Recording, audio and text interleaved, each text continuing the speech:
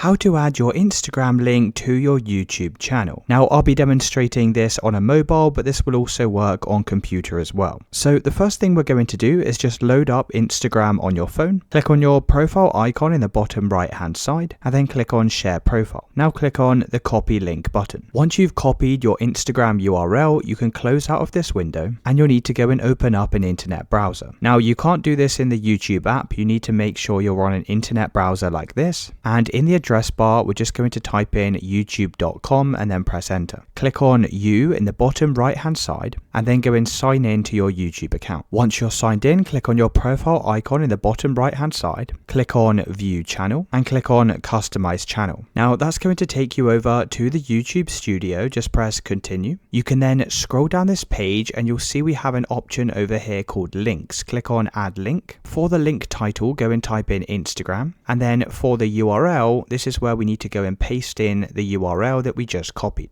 Once you've done that, you need to go and press publish in the top right hand side of this page. So now if I head over to my channel, you can see in this about section, we now have our Instagram link. And it's as simple as that, guys. Let me know in the comments if you found this video helpful.